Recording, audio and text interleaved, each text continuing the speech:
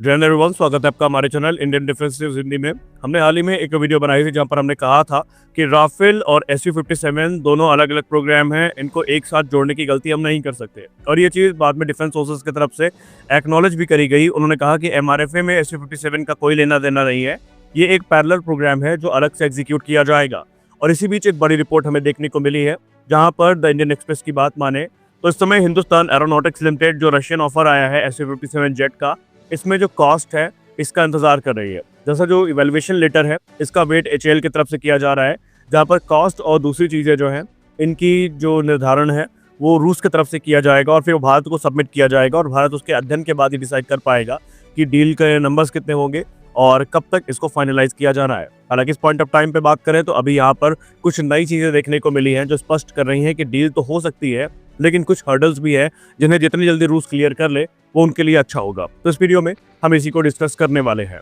जी हाँ, एक तरफ जहां अभी मीडिया में बात चली रही है कि भारत SU-57 और राफेल की जो कंबाइंड फ्लीट है इनको ऑपरेट करने के बारे में विचार कर रहा है, और इसी बीच इंडियन एक्सप्रेस की रिपोर्ट ने एक बार फिर से इस डिबेट को जीवंत बना दिया है। दरअसल द इंडियन एक्सप्रेस की रिपोर्ट की बात माने तो इंडियन एयरफोर्स ने इस बात से इनकार बिल्कुल भी नहीं किया है कि वो SU-57 को इवेलुएट कर रहे हैं। उन्होंने कहा कि इस समय बहुत सारे फैक्टर्स हैं जो डिसाइड किए जा रहे हैं, एक बार जैसे ही उस पर आम सहमति बनती है आगे की कार्रवाई करी जाएगी। लेकिन इस रिपोर्ट का जो मेन मुद्दा था वो था HAL को लेकर के, जहां पर बताया गया कि इस समय पैरेलल डिस्कशन चल रहे हैं रूस के साथ SU-57 फैलन और दूसरी चीजों को लेकर के। द इंडियन एक्सप्रेस की रिपोर्ट की बात माने तो इस समय हिंदुस्तान एरोनॉटिक्स लिमिटेड रूस से डिटेल्ड कॉस्ट और कैपेसिटी असेसमेंट रिपोर्ट जो है उसका वेट कर रहा है, जहां पर उन्हें ये अनुमान लगाना है कि अगर भारत में इनका निर्माण करना पड़ा तो उसकी कॉस्ट क्या होगी, क्या क्या एडिशनल इंफ्रास्ट्रक्चर की जरूरत पड़ेगी और कितना हमें इन्वेस्ट करना है। इन सारी चीजों की जो डिटेल्ड रिपोर्ट है इसका इंतजार HAL की तरफ से किया जा रहा है। रूस ने दूसरी तरफ फिलहाल ये क्लियर कर दिया है कि वो डिटेल्ड रिपोर्ट इस महीने के अंत तक या अगले महीने तक भारत को सौंपेंगे और उसके बाद उसका अध्ययन होगा और अध्ययन के बाद हिंदुस्तान एरोनॉटिक्स लिमिटेड इस पर अपनी कॉल लेगी। सबसे खास बात तो ये है कि अभी एयरक्राफ्ट के इंडक्शन को लेकर कोई डिसीजन लिया नहीं गया है। हिंदुस्तान एरोनॉटिक्स लिमिटेड ये एक्सपेक्ट कर रही है कि रशियन इवैल्यूएशन रिटर्न अगर इस महीने के अंत तक आ जाता है तो फिर वो यहाँ पर देखेंगे कि उनके तरफ से कितना एस्टिमेटेड एक्सपेंडिचर कोट किया गया है, इंफ्रास्ट्रक्चर रिक्वायरमेंट क्या क्या है और प्रोडक्शन रोड मैप कैसा है, और अगर सब कुछ भारत के प्लान के अनुरूप रहा तो फिर ये प्रोग्राम आगे बढ़ सकता है।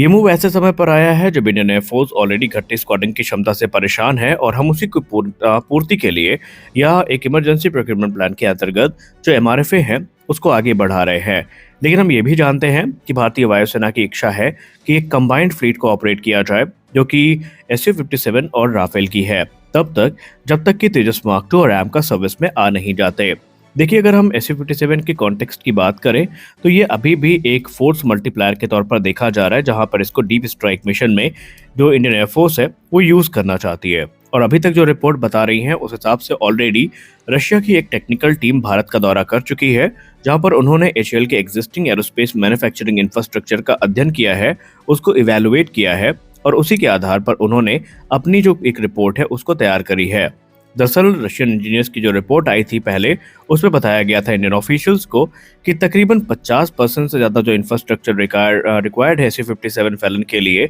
ये भारत में उपलब्ध है और कुछ ही ऐसे क्षेत्र हैं जहां पर हमें इन्वेस्ट करने की ज़रूरत है। दरअसल उन्होंने कहा कि ऑलरेडी इस समय बहुत सारी चीज़ें हैं लेकिन फिर भी हमें कुछ tooling, heavy fabrication facilities, composite manufacturing facilities, avionics integration line और फ्लाइट टेस्ट इंफ्रास्ट्रक्चर में कुछ बदलाव करने पड़ेंगे, कुछ नई चीजें ऐड करनी पड़ेंगी और उसके बाद everything is good to go.